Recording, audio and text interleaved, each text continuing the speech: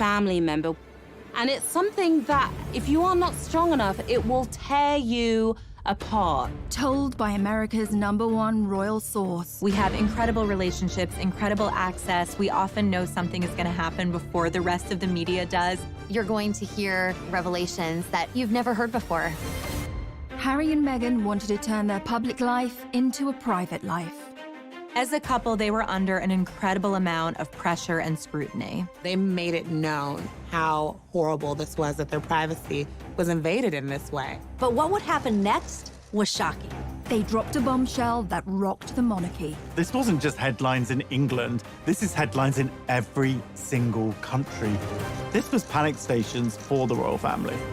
And the world is waiting to find out what will happen next. What did it mean for their titles? What did it mean for how they could earn money? Not everybody's on the same page, that much we know. They are totally royal rebels. It's changing everything for the future of the monarchy. What happens now?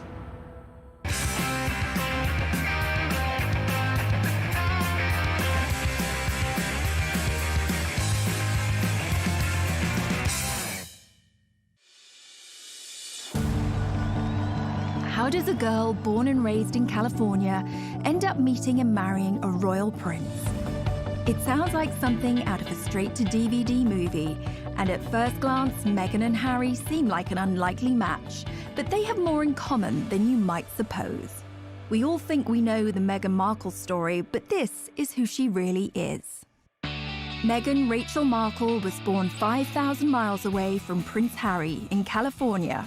People readers are obsessed with Meghan Markle because she was just an ordinary American girl. She grew up in Los Angeles in quite a regular family. She lived an ordinary life in many aspects. She was born to Thomas Markle and Doria Ragland. Meghan's dad actually worked in the entertainment industry. He was the lighting director on shows like Married with Children.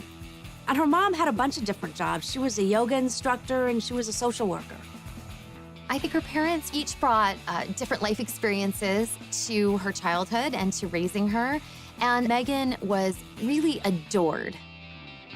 When Meghan was born, she stepped into a pre-made family. She had an older stepsister, Samantha, and brother, Thomas Markle Jr., from her father's previous relationship.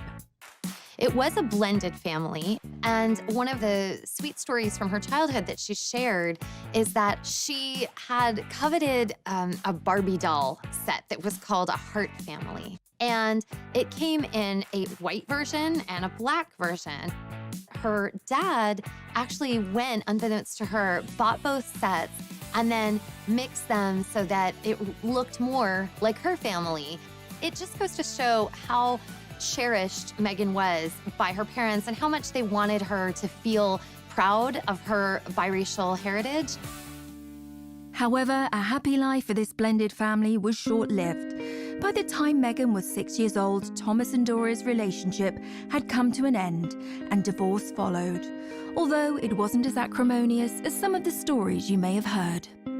When Meghan first came on the scene, the royal scene, there was some really nasty speculation and headlines about Meghan's rough childhood, where she'd grown up, and really, frankly, racist approach to that. And it couldn't be further from the truth. They did everything they could to ensure that her childhood remained as loving and stable as possible, encouraging her creativity, making sure she was getting the very best education she could. In LA, Meghan attended the Little Red Schoolhouse and was soon writing to the very big White House. Yes, at the tender age of 11, she had already started campaigning for women's rights. When she was just 11 years old, she saw a dishwashing detergent commercial on television. It was by Procter & Gamble, and she felt it was very sexist. The gloves are coming off. Women are fighting greasy pots and pans with Ivory Clear. And Meghan said to her parents, why does it say women? Don't men also wash dishes? So her dad actually encouraged her to write a letter to Procter & Gamble, which she did. And the result was incredible. They actually changed the commercial to people across America. That got Meghan her first kind of national attention. And she saw that her voice mattered. write letters and send them to the right people, and you can really make a difference for not just yourself, but lots of other people. As a teenager, Meghan attended the Immaculate Heart High School, an institution known for its liberal arts and drama courses. You know, Meghan always really wanted to be an actress. Even when she was in school, she was in her school plays and musicals. She was very popular, and she just sort of lit up the stage. After she graduated college, she was determined to make it as an actor. She had to start somewhere, and in 2006, she took a job as briefcase girl on the game show Deal or No Deal.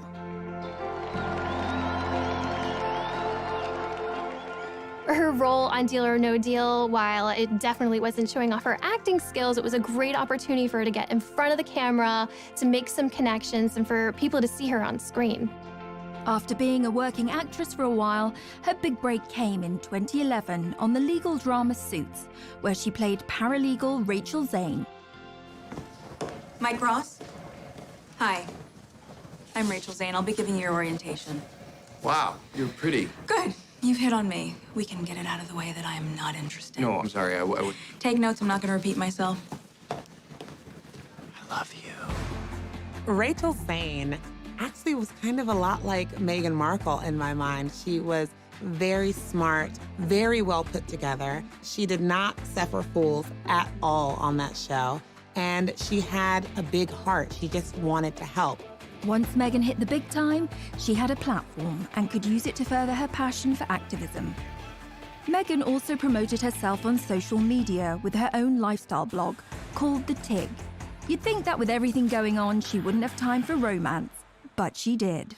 Meghan met Hollywood producer Trevor Engelson in 2004, and they had a long relationship and wed in 2011, and they seemed like a great fit at first, both pursuing these careers in Hollywood, him behind the scenes and her in front of the scenes with Suits. But the marriage was not to be. They were under a lot of pressure trying to sustain a long-distance relationship, and it proved to be too much for Meghan and Trevor. Their marriage lasted less than 2 years, and Meghan mailed back her wedding ring to Trevor, the divorce papers citing irreconcilable differences. Meghan was back on the market and ready to find her Prince Charming, unaware that he was living in London and was an actual prince. Across the Atlantic, Harry had a very different upbringing and a life that would turn him into the man we know today. Harry was born into a family that can trace their ancestry back over 1,000 years. Let's take a quick look at his family tree.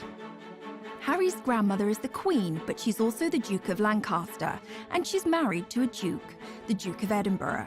Beyond that, we've got their children, the Prince of Wales, Prince Charles, that's Harry's dad, his brother, Andrew, the Duke of York, Edward, the Earl of Wessex, and Charles's sister is Princess Anne, but she's also called the Princess Royal. Prince Charles married Diana, the Princess of Wales, and they have 2 sons, William, the Duke of Cambridge, and Harry, the Duke of Sussex. Thanks to his brother's kids, Prince Harry is knocked back to 6th in line to the throne, and all being well, he's now never going to get his hands on the crown jewels. Although Harry was born into a world of breathtaking privilege, he suffered a tragic childhood. Harry's childhood is really rooted in tragedy. His mother was killed when he was just 12 years old, when she was chased by paparazzi in Paris. And so he had to deal with that tragedy at such a young age, which definitely affected him for life.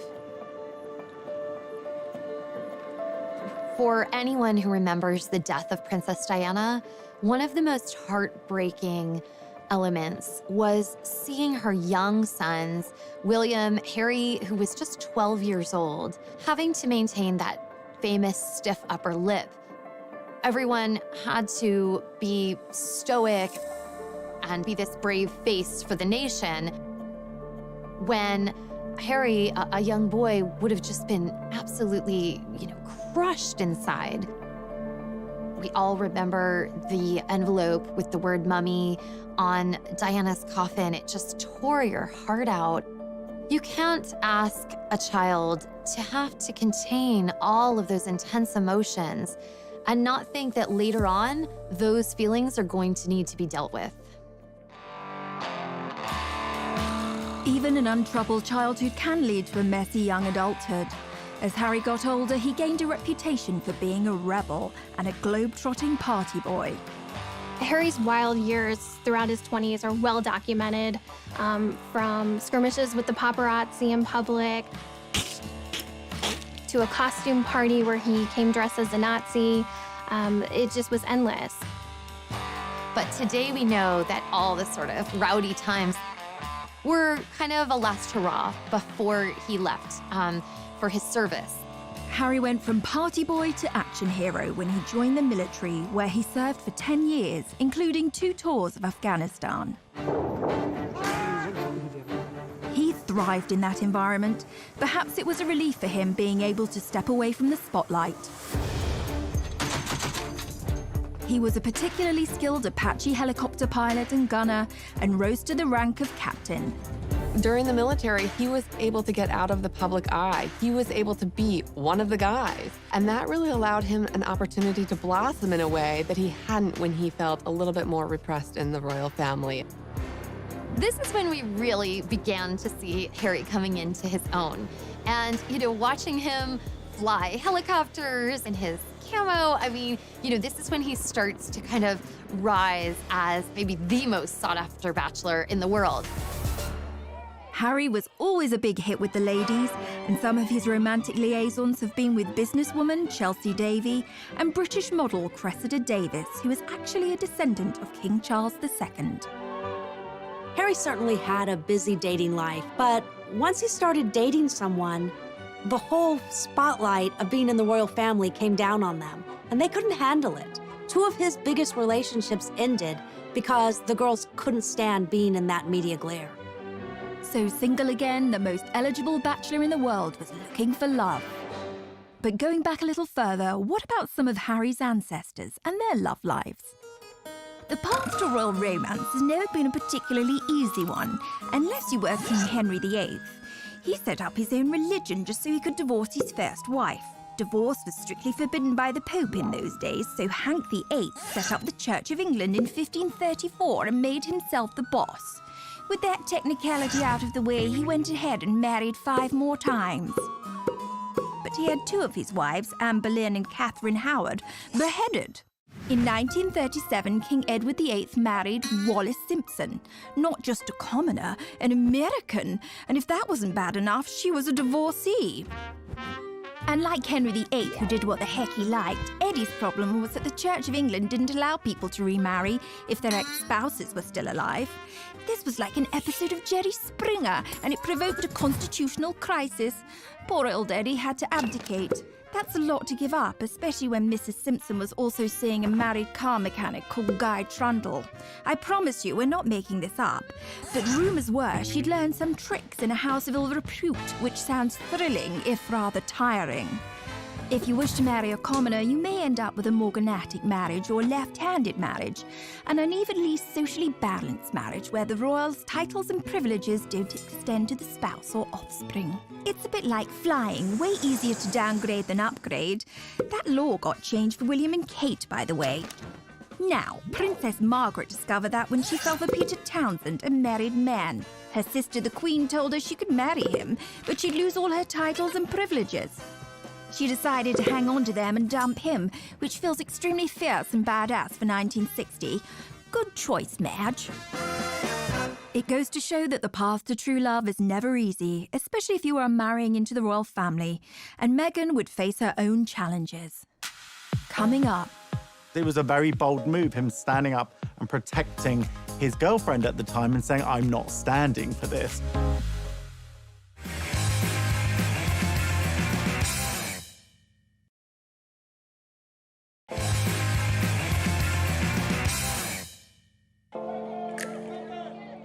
So how did this love story begin between Meghan and Harry?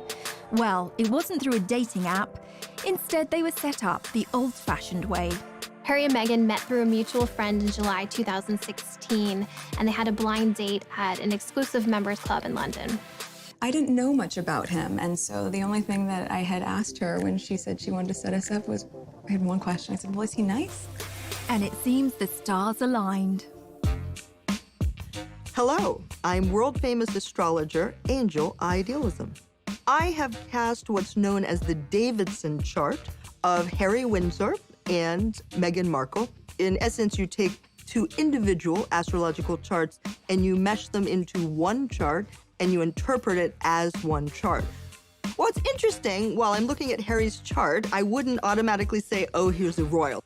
Saturn is where we have approach avoidance. I want it, I don't want it. I'm gonna eat that muffin, I'm not gonna eat that muffin. So he has it on his power seat, and Saturn rules authority figures. So he's yes, no, yes, no, yes, no. I wanna be an authority figure, I don't wanna be an authority figure. Meghan Markle, with loads of sparkle. So she does have Venus in Virgo, which is a difficult Venus position. Venus in Virgo is, I love you, comma, but your feet are stinky. I love you, comma, but I know you're a royal, but could you not be? You know? They're so bloody good together because Harry is a Virgo.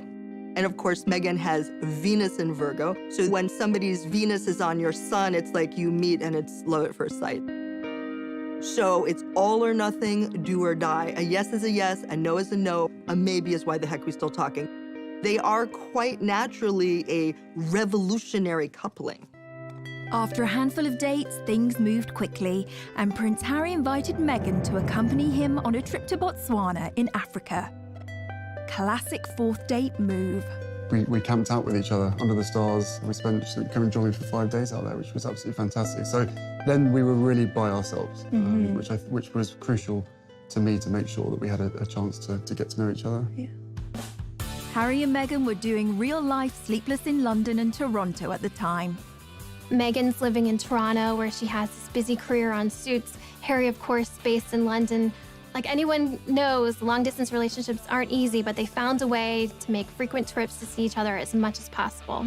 For the first few months of their dating life, they were able to enjoy their secret love affair away from the glare of the media. But their relationship leaked out on October the 31st, 2016, with news Harry was dating an American actress.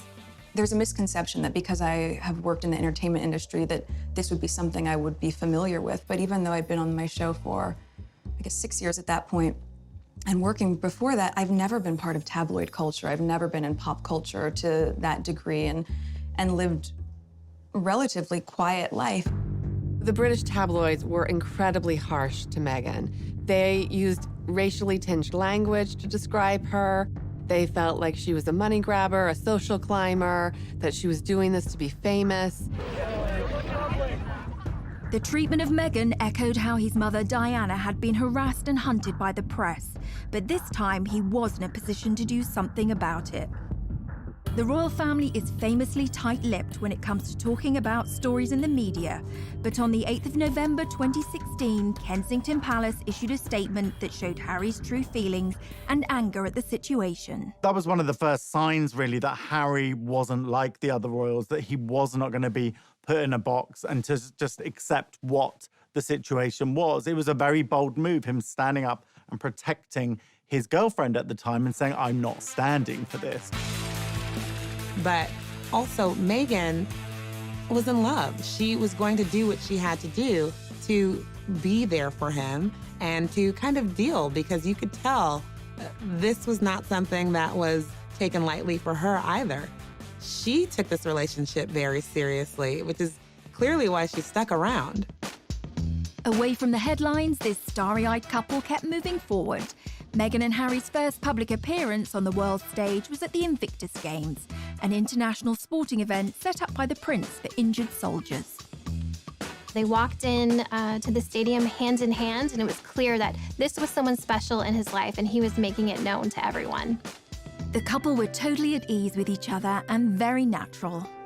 We saw early on just how happy they were together, and part of that was through how they were breaking royal protocol. They would touch hands, we would see a little PDA, and all of that was so relatable and approachable and just made us root for the two of them that this was going to work. Soon, Meghan started reprioritizing her life. She shut down her social media site, The Tig. She walked away from Hollywood. Which kind of had the hands of the palace saying, okay, if you're going to be a princess, then we need to get all of these things in order. After weeks of anticipation, the world finally got the news they had been waiting for. On November 27th, 2017, Meghan and Harry announced their royal engagement. It was official. The couple, thrilled and happy to be engaged, greeted the media as a united front at the official photo call at Kensington Palace. Was it romantic? They walked out in Buckingham Palace to a place called the Sunken Garden. This was a garden that was really special. It was a favorite spot of Harry's late mother, Princess Diana, so it was a nice homage to her, a nice way of including her in the moment. You could just really feel the love radiating off of them. And it was the first moment that we saw the ring. So it was a beautiful, enormous diamond ring. The center stone is from Botswana. And then the two outside stones were from Princess Diana's collection, so including Harry's late mother in this moment. They released a beautiful set of photos that were really stunning. But even then, some of the press point out things chipping away at Meghan, pointing out ridiculous things that she wasn't wearing tights and this wasn't following royal protocol, which is just kind of ridiculous and archaic. Harry and Meghan's natural way with each other, this ease that they have, was apparent from the start, especially during this engagement announcement, holding hands, looking up at each other, all smiles, very comfortable with each other. And this was a stark contrast to the engagement announcement that we saw from Harry's mother and father, Diana and Charles, where it seemed uncomfortable and slightly awkward. Can you find the words to sum up how you feel today, both of you? Difficult to find the right sort of word, isn't it, really? Just delighted and happy. And I'm amazed that she's been brave enough to take me on. And I suppose in love. Of course. Whatever in love means. And while he must have endured a refreshed grief as he reflected on his mother not meeting Meghan, he said that they would have got along smashingly. They'd be thick as thieves, without question. I think she would be over the moon, jumping up and down, you know, so excited for me. But then, as I said, would have probably been best friends with Meghan. She's with us. I'm sure she's with us, yeah, you know, jumping up and down somewhere else. Coming up. Meghan and Harry's wedding was like a wedding that the royal family had never seen before. It's just like more glamorous than the Oscars.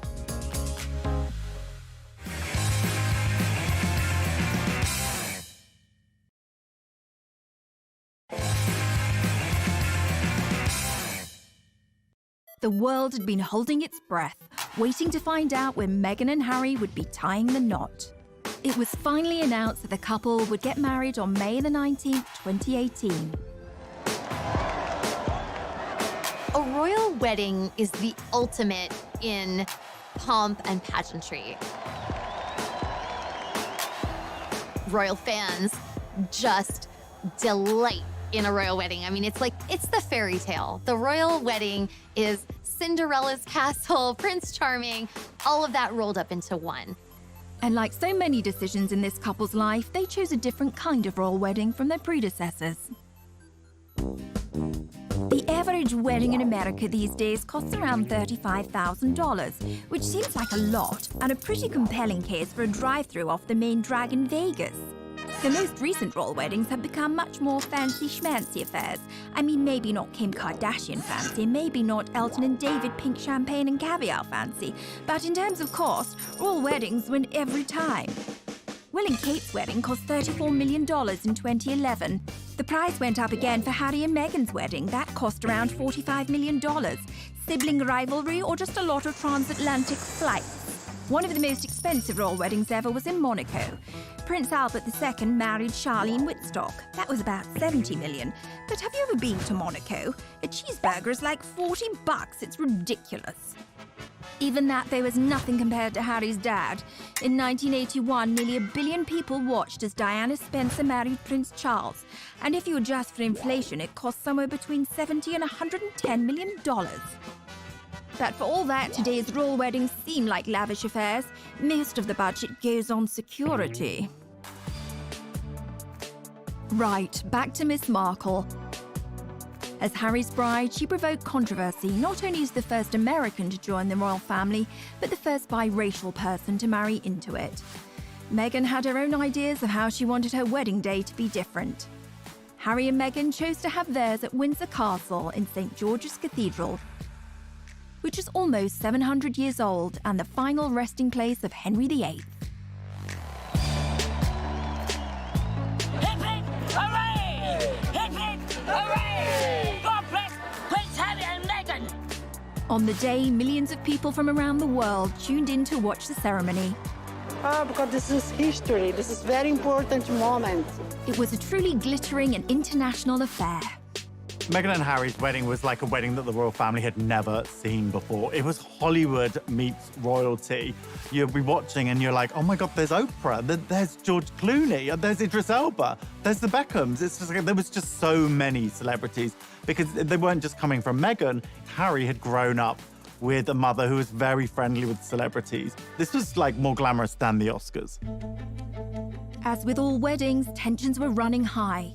The media reported rumours that during the preparations for the wedding, a rift began between the Cambridges and the Sussexes.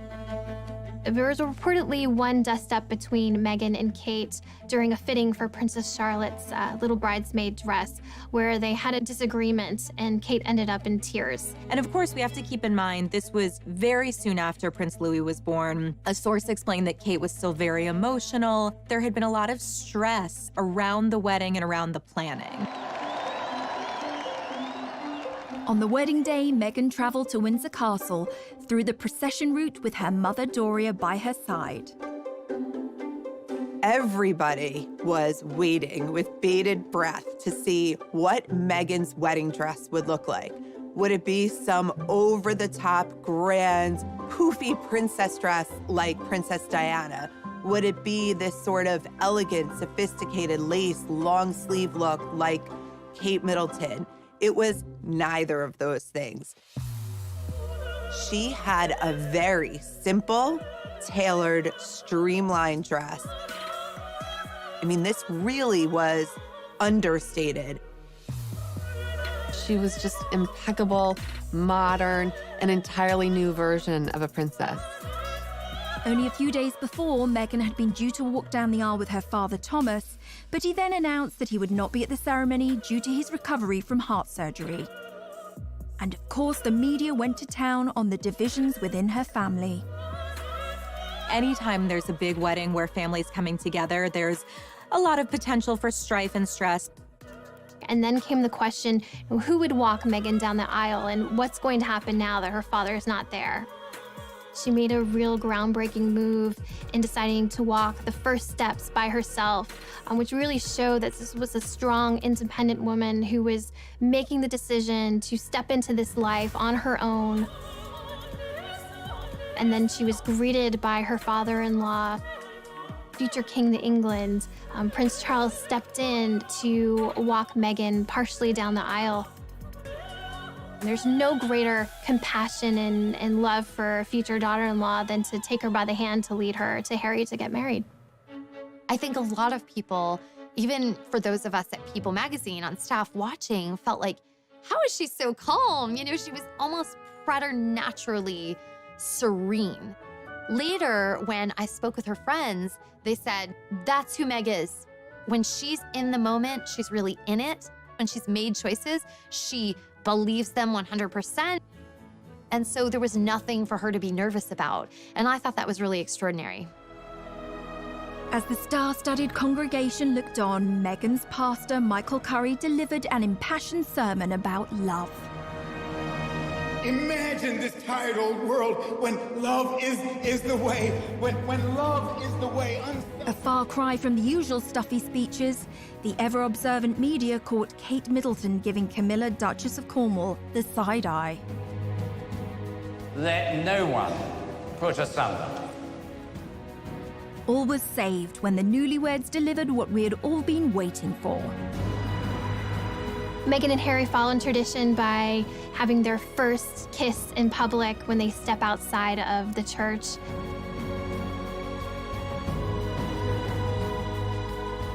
It was really the sort of like big PDA moment between the couple. The crowd went absolutely wild. It felt like it could just be your friend's wedding and they happened to be really in love, but it happened to be something that millions of people were watching. So it was that authenticity and that genuine love that really came across, just as all of their other public moments had brought. That day, the couple received a new title from the Queen, Duke and Duchess of Sussex, and their new life began. Coming up, they really felt protective of this new baby and wanting to make sure he had as much privacy as he possibly could from the very start.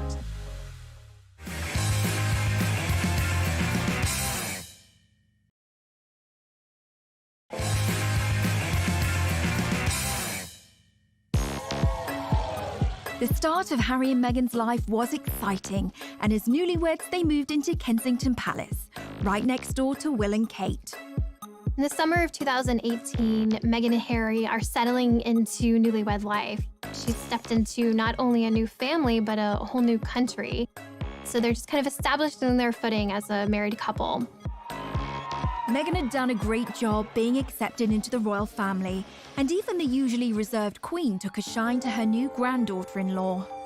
The Queen herself wanted to show how much she was eager to welcome Meghan into the royal fold, and she did that by giving Meghan a ticket on board the royal train, which is how the Queen likes to travel. And in fact, you really felt that they had this chemistry between them, and Meghan was bringing new life and new joy to these outings. Meghan and Harry began their royal duties as Duke and Duchess of Sussex. But what exactly is a duchess anyway, and where do they fit into the whole royalty ladder? So, according to tradition, or Henry VIII, you have a god at the top of the heap, well, Natch, then an emperor, then a high king or queen, then a king or queen, then come your archdukes, grand princes and princesses, grand dukes and duchesses, then come your crown prince, and I mean, we're really climbing a long way down the ladder here, aren't we? After all them come duke and duchess. Fun fact, Meghan could actually be a duke. This isn't anything to do with which bathroom she uses. A woman can be called Duke too. What about Harry, though? Well, he's Duke of Sussex and also Earl of Dumbarton and Baron Kilkeel. The Duke and Duchess titles are kind of like a wedding present from the Queen. Here you go. I wasn't sure which toast you wanted, so I got you Hampshire instead. The annoying thing about being Duke or Duchess of Sussex is there's no duchy or territory of Sussex. Whereas Charles, Harry's dad, is Duke of Cornwall and also gets the Duchy of Cornwall, which literally means if you live in Cornwall, he could well be your landlord. Although it won't be him coming and fixing your broken toilet, but he does get the cash from owning it. And like Cornwall, there's no Duchy of Sussex and therefore no cash. So they don't get the cash, and guess what else Meghan doesn't have? Legal custody of her son Archie. According to a law from 1717, the Queen actually has governance over all the royal sprogs, including Will and Kate. You might think it doesn't really have any relevance today, but apparently decisions like which members of the royal family are allowed to get on the same plane, yup, the Queen makes that call. Back to the couple's first royal tour of Australia, Tonga and New Zealand. Meghan and Harry were an instant hit with the public. And this is where we get to see Meghan shine. And there was a lot of echoes of Princess Diana in terms of her really bonding with people, with children, with a lot of the locals, giving speeches, which is something we hadn't seen Kate do before with such ease. Meghan was compared to Diana in another way, as a world fashion icon. Diana led the way in setting trends in the world of fashion. Back in the 80s, everybody wanted the Diana cut, and she occupied a fashion arena that included Audrey Hepburn, Jackie Kennedy, and some of the other most stylish women in history. When Princess Diana was alive, she was, without a doubt, one of the most photographed women in the world. Diana brought an innate glamour and this beauty to the royal family. It took them from royals to pretty much celebrities, all because of her and just this endless interest and curiosity in all things Diana. In 2019, Meghan was named the most powerful fashion icon, and the term the Meghan effect was coined. Like most people, I love Meghan Markle's style. We like to say at People that everything Meghan touches turns to sold. And that's because when Meghan wears something, it translates into mega sales for the brand. In one of those tours, she actually wore a bag by Strathbury. The second she wore this bag, it sold out in 11 seconds. The Duke and Duchess of Sussex were in the honeymoon phase. The tour of Australia kicked off with some bombshell news. The couple arrived into Sydney telling the world that they were expecting their first child. It was the most exciting way of kicking off a royal tour. This is a moment that the public, the entire world was excited about. Anytime there's a royal wedding, you wait for the announcement about the royal baby. This was massive news in the royal world, and for fans, I mean, it was almost too much to process. It was all happening at once. At the same time, we also noticed that Meghan and Harry are wanting to kind of put up the walls because they really felt protective of this new baby and wanting to make sure he had as much privacy as he possibly could from the very start.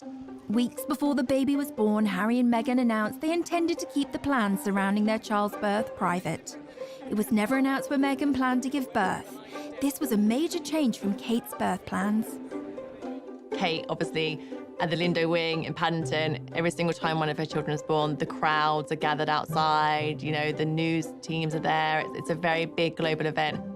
With royal births, we famously see the new happy parents step out of the hospital. For royal fans, there's an expectation that we would be kind of, I don't know, almost included in that. And we learned pretty early on that Meghan and Harry were not going to do this. On May the 6th, 2019, baby Sussex arrived, weighing in at 7 pounds 3 ounces. And it wasn't actually until the birth certificate of Archie was released that we even knew what hospital they had gone to. Meghan said no way was she going to walk out of a hospital and into a crowd of thousands, you know, with every TV camera from all over the world there, which is what Kate did. But Kate felt that that was her duty. Meghan didn't feel it was her duty, so she didn't do it. They didn't want involvement from the press. They wanted to do it their way. This was not a baby for the public. This was their baby. The birth of a newly born royal prince on this, St. George's Day, AD 2018. It does seem a normal thing for a father to protect his child and to be able to do what he wants and release photos when he wants. But the British public have a very different perception of this. They pay for the royal family. So there was a lot of resentment towards Harry when he started to restrict this access. I think the christening marked a bit of a turning point where it was, no, this is a private event. We're not going to bring, you know, cameras in. We're not going to release dozens of photos. That was a shift that a lot of people had to get used to.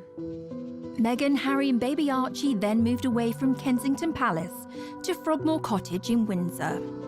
Well, Harry said that he felt like a prisoner in Kensington Palace. He couldn't wait to get out of there.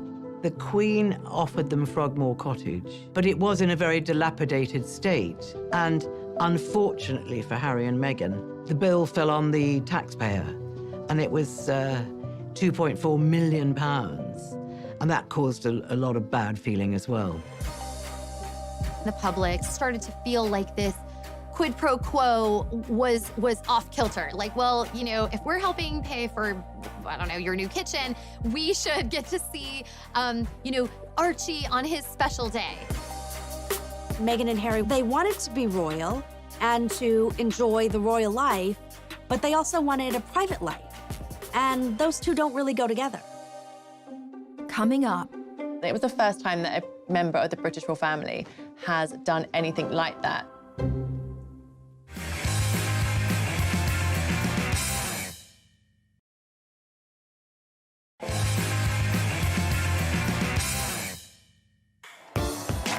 There's more to being royal than cutting ribbons and waving.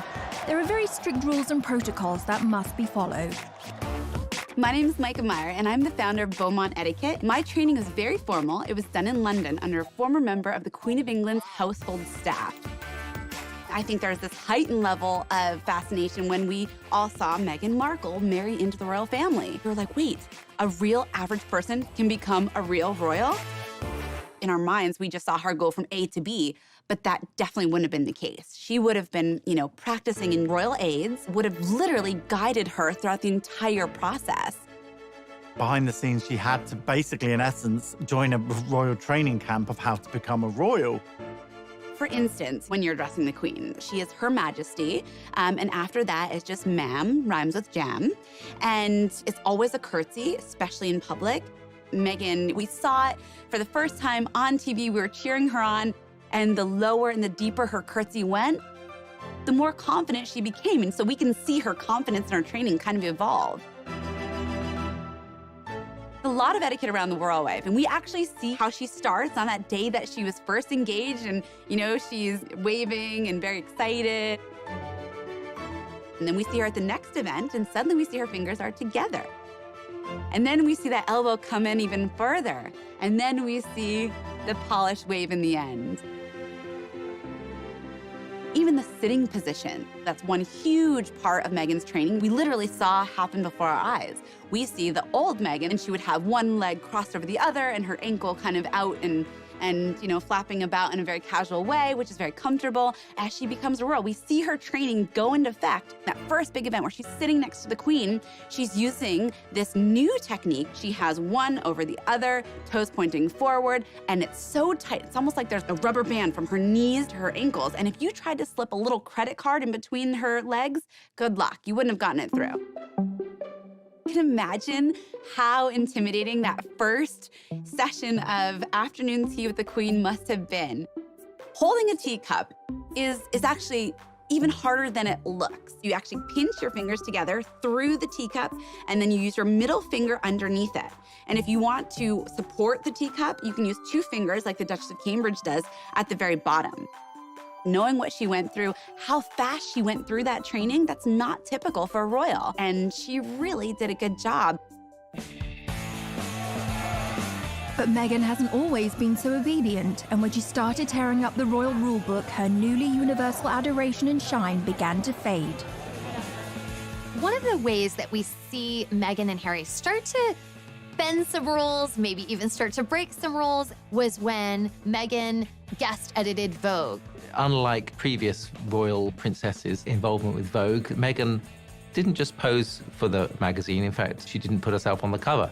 She celebrated women around the world who are doing extraordinary things. It was called Forces for Change and included interviews with everyone from Jane Fonda to Greta Thunberg. It was the first time that a member of the British royal family has done anything like that. This move was seen as too political by some critics who saw this as kind of an inappropriate royal role for her and not what we had been used to seeing. There's an interview between Meghan and Michelle Obama, and Michelle Obama gives her some advice about how to handle fame and the royal family. Usually, you don't get outside advice. The palace is what gives you the guidance that you need to go forward. That didn't really go over well with some people. Yet again, Meghan was feeling the backlash from the world around her.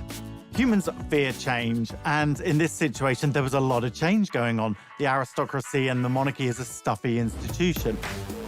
Meghan came in and she was completely different. She was an American, she was biracial, she was a divorcee. I think there could have been some fear that she is something other and that she could affect the monarchy and chip away at the monarchy. You know, I think in some ways, what Meghan and Harry have done is just shown, listen, we're gonna do what's right for us. We are going to do what we are comfortable with. Meghan and Harry are not the only royals to have a rebellious streak. There's a long line of royal rebels, but there are those who know how to make it work for them. What about Princess Margaret, the Queen's sister? She liked to party. She partied hard with her daughter's godfather, Anthony Barton, with a former Prime Minister's nephew, Alex Douglas Horne, and it's thought she even partied with Mick Jagger and Warren Beatty. She partied hard in her party house on the party island of Mustique. But then she calmed down and got herself a toy boy, marrying a guy 17 years younger than her. Then she got the first royal divorce since 1901. She rocks. But if you ask us, the royal rebel closest to Meghan's heart would probably be Princess Louise, Queen Victoria's fourth daughter. She questioned everything, earning her the nickname Little Miss Y. She was very cool. She refused to marry someone she didn't love, was an ardent feminist, and visited imprisoned suffragettes, the protesters for equal rights for women. And, stop me if this sounds familiar, she got married and moved to Canada. Her full name? Louisa Caroline Alberta, and yup, Alberta, Canada is named after her. The province was originally going to be called Louise. If you can find a more Meghan-friendly royal rebel than that, then you can send us to the Tower for treason. Coming up. It was a huge betrayal for Prince Harry and Meghan, and they let it be known. They filed suit.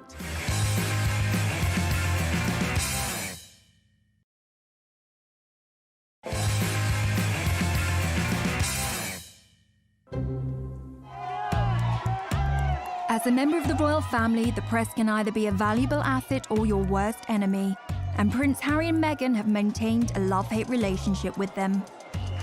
There have been times when the royals have welcomed the press in terms of trying to get their messages out. And this can be anything from, obviously, the Royal Rota, which is the established UK press corps, attending their engagements, which are to benefit charity, to shine a light on good causes. And that's the time when they really embrace the press. Even Harry's mother, Diana, used the media to her advantage. Princess Diana famously used back channels to set up an interview with the BBC's Martin Bashir on the show Panorama. And she did that because she felt that she could not make her side of the story heard. When no one listens to you, or you feel no one's listening to you, all sorts of things start to happen. For instance, you have so much pain inside yourself that you try and hurt yourself on the outside because you want help. But it's the wrong help you're asking for. People see it as crying wolf or attention seeking, and they think because you're in the media all the time, you've got enough attention, inverted commas. But I was actually crying out because I wanted to get better. We have never seen any royal open up the way Diana did, the way she bared her innermost thoughts and feelings. But unlike Diana, Meghan was too new to royal life to start airing her grievances publicly. But her friends would rally to the cause. In an exclusive interview with People magazine, Meghan's inner circle opened up about the Duchess's private life and her struggles with the UK tabloids.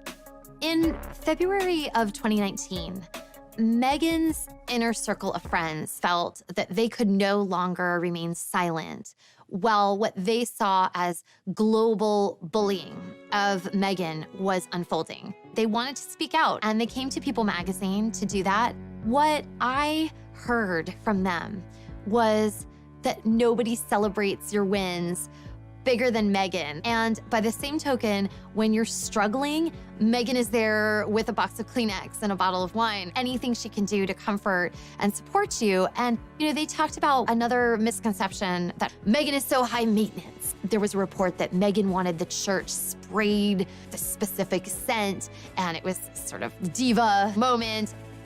And the friend said, Meghan is so religious, she would never, ever disrespect a holy place like St. George's Chapel at Windsor Castle, and that's a contradiction to who she is.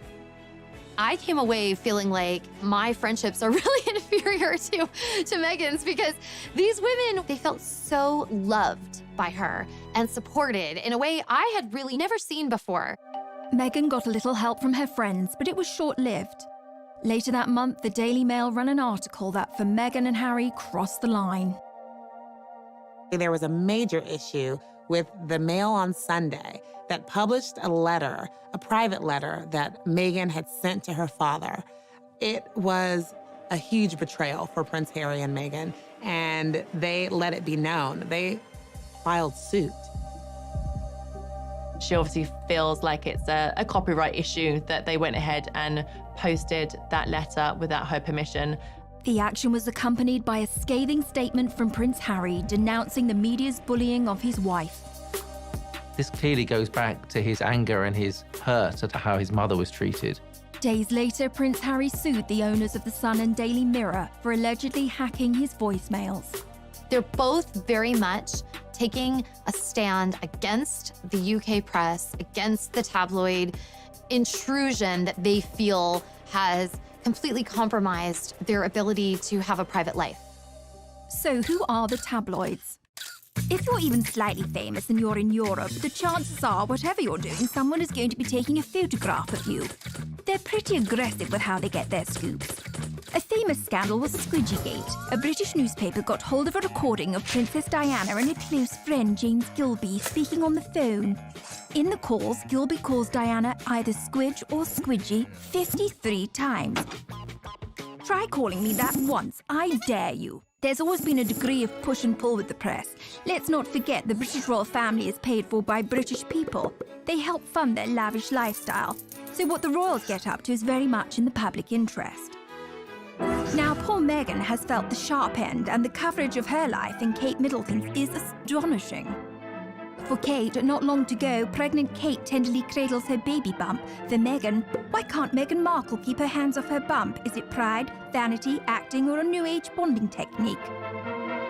For Kate, Kate's morning sickness cure, Prince William gifted with an avocado for pregnant duchess. For Meghan, Meghan Markle's beloved avocado linked to human rights abuse and drought.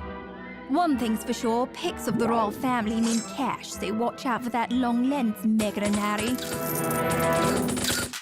Coming up. People were saying, is this gonna work out? Are they gonna be able to stick this out? Because it's not looking good.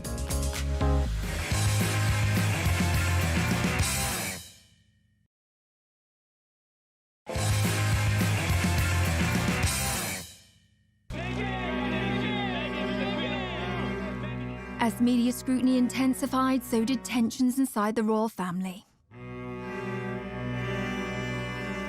This was a turning point for Prince Harry and Meghan when it came to them just not putting up with the British press anymore. You would think that, the royal family would step out and make some sort of decree or something in their support, and it didn't happen. And you start to see not only the shift between Prince Harry and Meghan and the press, but a little bit of a shift between them and their family. There were some tensions going on behind the scenes. I think what happens with any family is that an outsider, someone else comes in, they marry a member of the family, and the dynamic changes. Things were maybe not as copacetic as they seemed. Things were sort of strained. People obviously looked into a lot of this, and what appears to be at the root of it is a division between the brothers, William and Harry. Tensions between Harry and William had apparently been growing for some time. What had happened is Prince William had confronted his brother in the run-up to Meghan and Harry's wedding.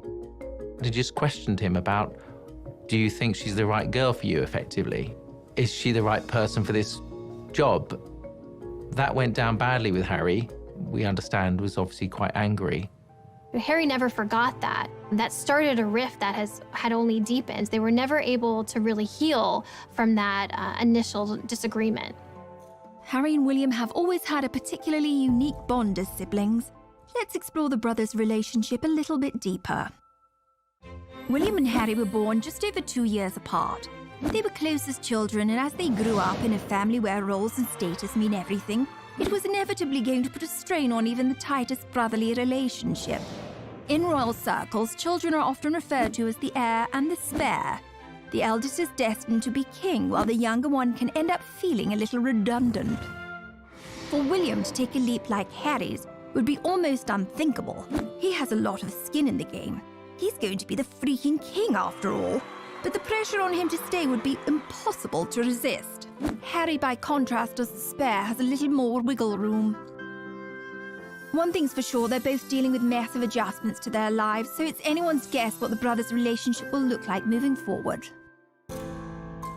Meanwhile, Kate and Meghan were dealing with their own issues. I think we all wanted Meghan and Kate to be best friends because we love Kate and we love Meghan, and it was, okay, now we have two of them. But they're so different. They grew up completely different, and they have different roles now. So when they didn't really seem to become best friends, people started thinking that they were frenemies. And the tabloids went crazy, setting them up against each other.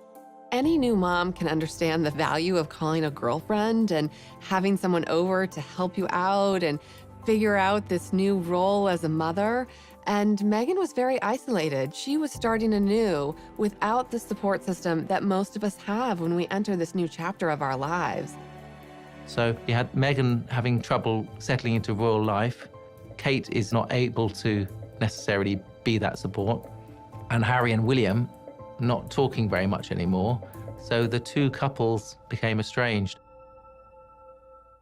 It was on a tour to South Africa that Harry and Meghan seemed to finally reach a breaking point. When they were in South Africa, they recorded a documentary with ITV, and it was really the most personal we've ever seen Harry and Meghan be. They had a film crew following them, and this really was the first time that they were honest about how they felt.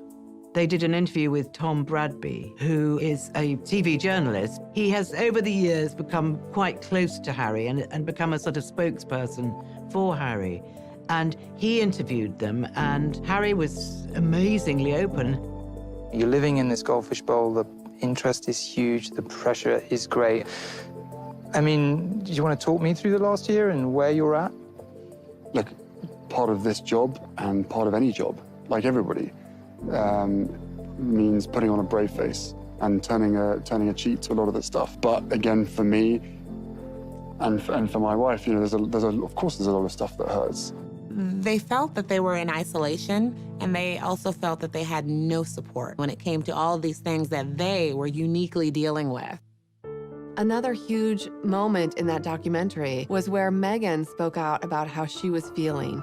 You could tell that she had been struggling in her role as a new royal and as a new mom. It's obviously an area one has to tiptoe into very gently, but I don't know what the impact on your physical and mental health of all the pressure that you clearly feel under.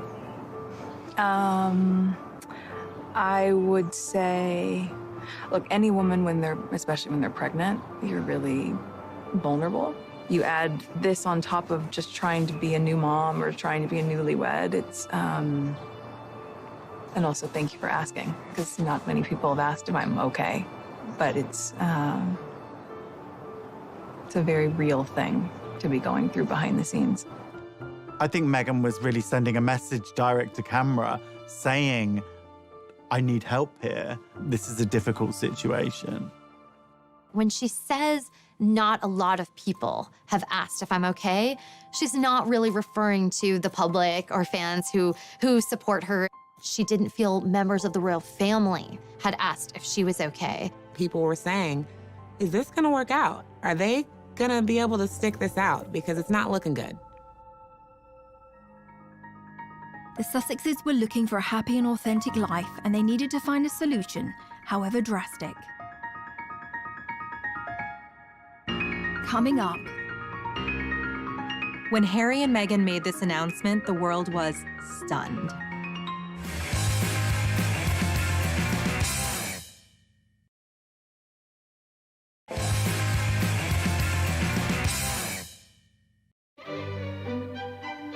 We all remember those moments in history that changed the world. The first moon landing. The assassination of John F. Kennedy. The first time we saw Kermit the Frog's legs. So weird. And when Harry and Meghan decided to leave the royal family. A royal announcement that is sure to rock the United Kingdom. Royal split. Harry and Meghan quit. Going it alone, the Duke and Duchess of Sussex. The royal family reeling this morning. A rift in the royal family not seen for a generation. I remember exactly where I was when I heard the news that they were leaving. I was sitting in my office at People. I think I was just running around the office, going from office to office, saying this is going to be the biggest story of a decade. I feel like we were in a meeting and we were like, wait, what? The rest of the royals didn't even know it until 10 minutes before they put this statement out. On the 8th of January 2020, a statement was released from the Duke and Duchess that they were stepping down from royal life. They did it on social media, of all places. So right away, we were kind of all scrambling to keep up. It's on Sussex Royal, and is there going to be more coming? And who's going to answer the questions? I can't even imagine the chaos in the palace on that day. The poor queen, she's 93 years old, and now this. One of her favorite grandsons now stepping back from royal life, and what does that even mean? News like this usually goes through the royal communications team, goes through the Queen. There is a long list of steps you take before this goes out to the public. So why did Meghan and Harry hastily make this announcement? I think part of this rushed decision on their part was because the story had actually already been leaked to the Sun newspaper. They were running it the following day, and from what sources tell me, they were forced into releasing their own statement. Harry and Meghan felt that when the news leaked to the Sun newspaper, they had no choice but to try and get out ahead of it. So suddenly this train had completely left the station and everyone was kind of struggling to keep up. I think it was a bad decision on Harry and Meghan's behalf to rush out this document without checking with the royal family. You don't change your decision-making and go against the Queen just because some scrappy journalist in London is saying that they've got a story. There had been rumours that Harry and Meghan had been in discussions with members of the royal family about leaving the monarchy, but this surprise announcement was a stunning reveal for all parties involved. It is a bit of a soap opera. But I mean, quite frankly, the things that have happened recently, you couldn't write it. You can hardly imagine how difficult that talk must have been between Harry and Meghan about what they were going to do. They've put Archie down to sleep, and they are trying to figure out how to walk away from one of the most important families in the world. Meghan and Harry have not been the only royals to drop a bombshell. Being royal is a high-stakes game, and if we look to the past, Meghan and Harry are not alone in causing a few royal eyebrows to be raised. Good old Chuck and Cammy, Charles and Camilla, first met in 1971, but waited 34 years to get married. In that intervening time, Charles married and divorced Princess Diana. There was an infamous moment when they were asked, "And are you in love?" Diana replied, "Of course," and Charles drawled, "Whatever love means." 15 years later, it was all over. In the meantime, Camilla had married and divorced Andrew Parker Bowles. But they didn't exactly wait until their wedding night to hook up. They were still married, but it was to the reported approval of Camilla's first husband, who knew all about it. In fact, a recording of a phone call between Charles and Camilla got leaked, which is far, far beyond what you might call a bit saucy. We'll let you look that one up for yourselves. This is a family show, people. So in the grand scheme of things, Harry and Meghan's bombshell seems pretty tame by comparison. The media, having felt kept at arm's length, went into a frenzy. The British press and social media very quickly coined the phrase Megxit, which is really quite misogynistic. It's blaming the fact that Meghan and Harry are leaving the royal family on the woman. The British press is always blaming Meghan. They've done that from the beginning. Whatever Meghan and Harry do that they don't like, it's Meghan's fault. From a tabloid media standpoint, Meghan became the focus of she's the one driving this decision. But anyone who really knows Harry knows that he has expressed a desire to step away from royal life from the beginning. There were times in his 20s where he kind of lamented at this role that he's in and hinted at that he would love to have a life outside of the royal family. So if anything, he's the one propelling this decision, and Meghan's supporting him. I think we know now this is a decision they made as a couple. They're very much a family unit. You know, we know they have a great relationship and that they're doing things that they think are best for their entire family. This had to be something that really weighed on them. But what must have weighed on them more was what they had been through for them to make the decision to leave the royal family, to leave the Windsors. I mean, it's a dream for so many people. And they decided to just walk away. Coming up. Something like this could bring down the monarchy. This was panic stations for the royal family.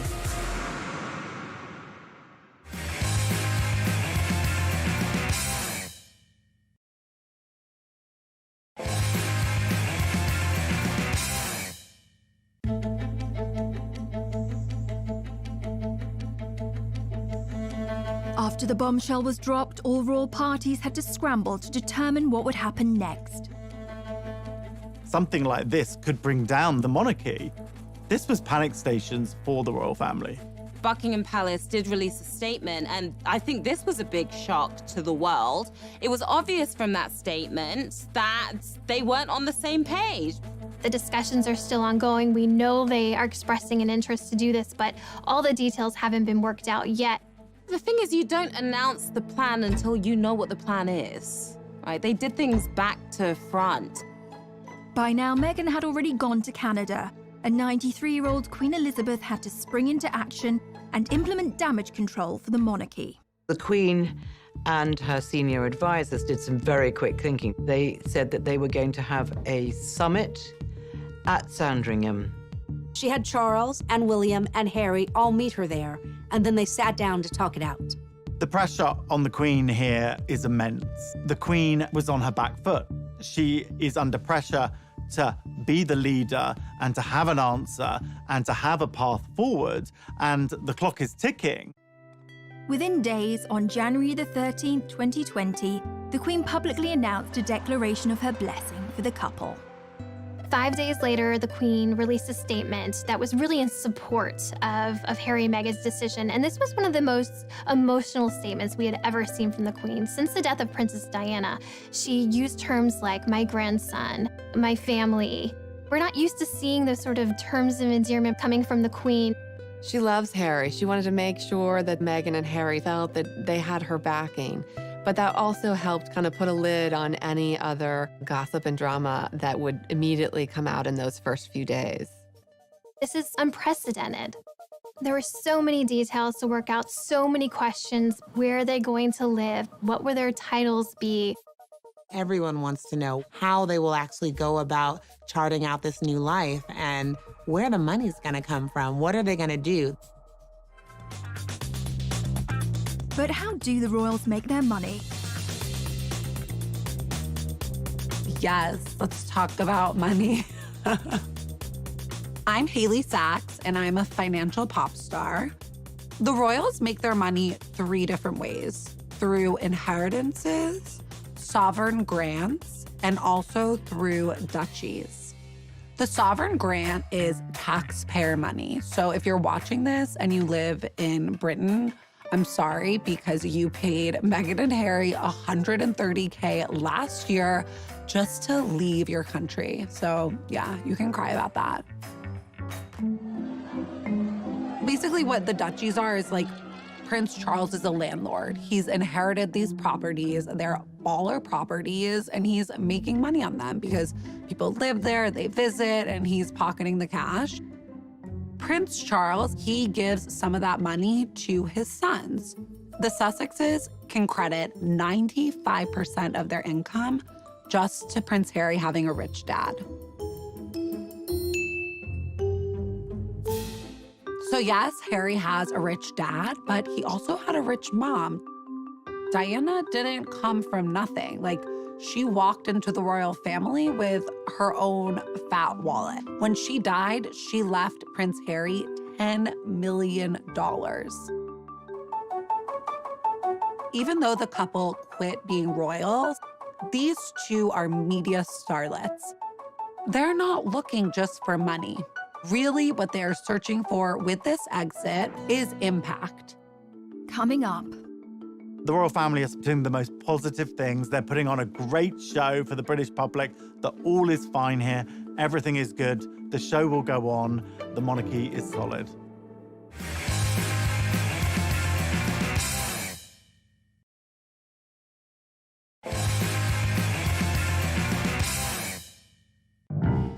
While Meghan was busy unpacking her Suits DVDs in Canada, it was back to business for the royal family.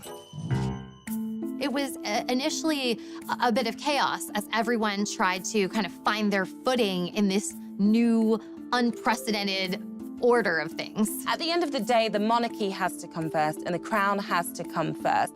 The Queen, she's not gonna let her emotions get the better of her. Now it's about action. It's about taking action and figuring out what are next steps. The monarchy is often, throughout history, in a very vulnerable position. There are a lot of people who don't agree with the monarchy. The monarchy can be perceived as a very undemocratic institution. essentially inherited power. When you have somebody who is stepping away from the royal family, this makes the royal family very vulnerable. For those that had stayed, the Queen doled out presents. Prince William was bestowed with an additional royal post, Lord High Commissioner to the Church of Scotland. The royal PR team wanted the rest of the family to show a united front, and William, Kate, Charles and Camilla embarked on a rare joint charity engagement, and the British press dubbed them the new Fab Four. All this sort of family discord and fighting amongst themselves didn't look good, so the Queen wanted to fix this up. She has Charles and Camilla and Kate and William all at her beck and call to come out and present a united front as this is the royal family. We're still here for you. The Duchess of Cambridge was also being kept busy on a tour of the UK to promote her work with childhood development. Kate has really stepped forward. She just gave her most illuminating interview that we've ever heard from her. You know, it was a podcast, a very modern format, where she talked about the challenges of motherhood, the challenges of being pregnant. So she's willing to take up this mantle and help support the monarchy any way she can. They're doing the most positive things. They're putting on a great show for the British public, that all is fine here. Everything is good. The show will go on. The monarchy is solid. With the royal family's united front in check, the Queen had one last ground rule that needed to be laid. What was important to the Queen was that Meghan and Harry cannot continue to use their royal titles and the trademark of Sussex Royal. She didn't want any perception of impropriety that they might be making money in any kind of way off of any royal titles. Obviously, they're known as Sussex Royal. That is their Twitter handle, their Instagram name.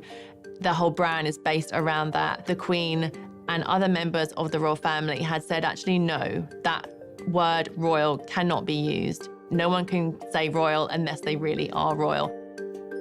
Once Queen Elizabeth's terms were made crystal clear, Harry knew it was time for him and Meghan to move forward with their new life. One of the things that was just so exciting to see was how they took this bold step themselves. It was world-shattering news. It made headlines the world over. Was it perfect? No. But when you kind of take control and find your voice and realize, I can make this path forward, that's a really inspiring thing to see. During Harry's final few days in the UK, he delivered an emotional exit speech at a charity dinner in London. It brings me great sadness that it has come to this. There really was no other option. It has been our privilege to serve you, and we will continue to lead a life of service. So in that respect, nothing changes. But I hope that helps you understand that I would step my family back from all I have ever known to take a step forward into what I hope can be a more peaceful life. It's a tough situation, particularly for Prince Harry, because this is his family. These are the people who have loved him and raised him and who he has grown up with his whole life. We've all been in family situations that can be complicated, but they're always a part of who we are. So I think the goal for them is to still have warm relations. I think Harry and William still want to reforge their bond, but it's going to look very different than anything we've ever seen before. The rest of the world had their own reactions in the aftermath of the Sussex's bombshell announcement. While Harry filled a suitcase with a gold toothbrush, some monogrammed socks, and a copy of How to Succeed in Business, support was flooding in from celebrity friends and admirers. Bette Midler hoped Meghan would bankrupt them all, although I don't quite see how she'd manage that. Oprah Winfrey said she supports them 1,000%. And Jack Osborne observed, "Listen, Prince Harry, if I can survive my family, you can survive yours." And Meghan's friend Jessica Mulroney, who previously had the sweetest babysitting gig imaginable looking after Archie, called out critics of Meghan as racist bullies and posted this quote on Instagram after the news. "A strong woman looks a challenge in the eye and gives it a wink. Wink hard, Meghan." Coming up, how is the next chapter going to unfold? The world is their oyster right now. They can pretty much do anything that they want.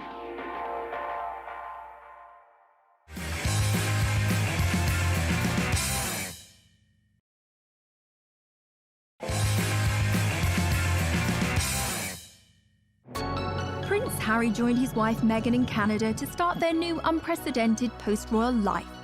It was revealed that Meghan and Harry are going to be splitting their time between the UK and Canada during this period of transition. So they set their sights on Vancouver Island, where they spent a lot of the time over the holidays.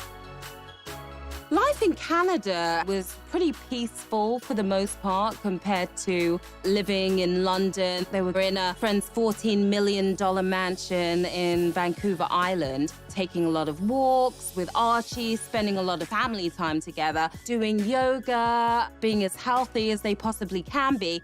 Canada is somewhere that Meghan's very familiar with. She used to film in Toronto.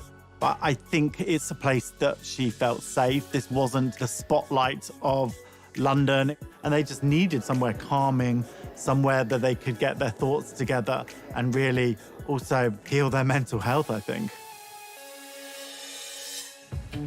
So what are the predictions for the couple's next steps? It's brand new territory for them to be trying to find a way to basically earn money. And, you know, when you are the Prince of England and the Duchess of Sussex, it's like you have to earn a lot of money in order to keep up that lifestyle and to live independently. It's gonna be a really interesting road ahead. Their last round of royal engagements were in March. They're officially stepping back, and they'll no longer be using their HRH titles or Sussex Royal. But I think the world is their oyster right now. They can pretty much do anything that they want. Both of them are very smart. Both of them are very talented.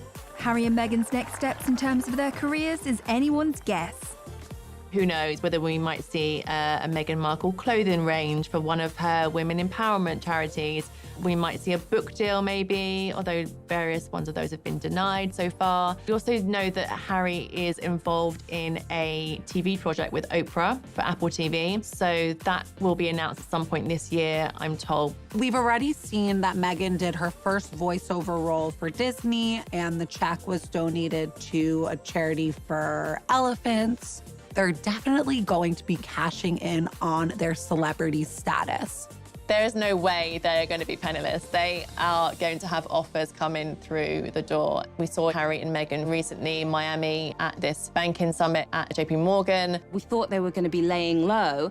Suddenly we got the news that Harry and Meghan were sitting next to J-Lo and A-Rod at a star-studded event for JP Morgan.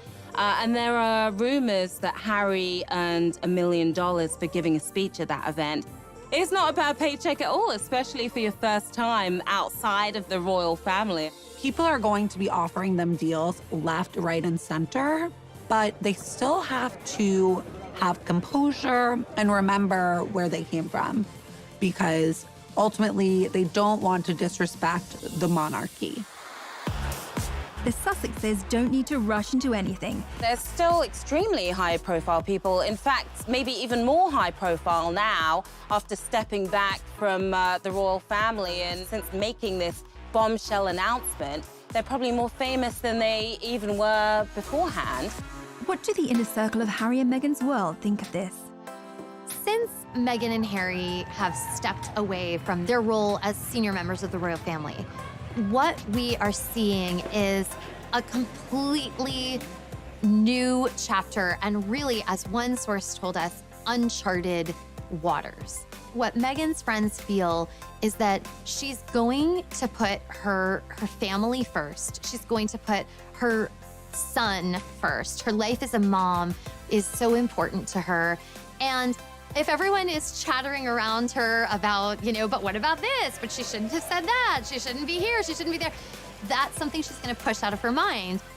I think an important thing to understand is that Meghan and Harry don't feel beholden to some of the rules that would govern William and Kate, who are in line to be future king and queen. We were told by a friend of Harry's that Harry the royal and Harry the person are two very different figures. And Harry the person wants to thrive. And I think that Meghan's friends and Harry's are completely supportive and thrilled for them, because it was hard to watch them feel so suppressed. Meghan Markle and Prince Harry have left Canada, reports People magazine. So People magazine has been covering the royals really since the inception of the magazine for decades and decades. We have incredible relationships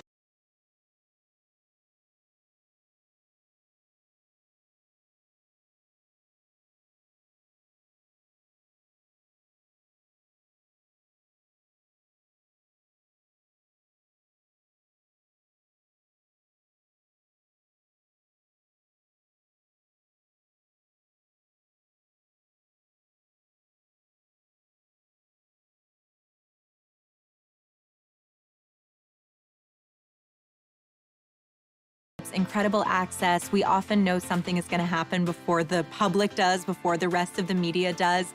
Ultimately, Meghan was pulled back to Los Angeles. That's where she launched her career. They are doing everything that they can to create a more peaceful life for Archie and for themselves and for their own sanity. They knew that they had to do something. We all knew that something had to give. Prince Harry and Meghan Markle got their wish, but they didn't. They are still very much in the spotlight. I mean, there is a huge glare on them. Everyone wants to know what this new life looks like. And I don't think that's going away anytime soon.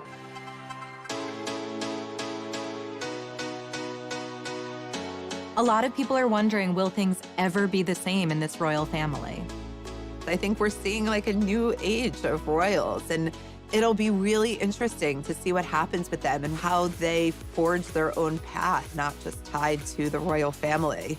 Never underestimate what your actions, your choices, and your resilience means to others. They stood up for themselves, and in so doing, they really paved the way for future royals to be able to do that. I mean, their own son, Archie, and William and Kate's children may find that they have more autonomy and freedom decades from now because Meghan and Harry were willing to make the bold move.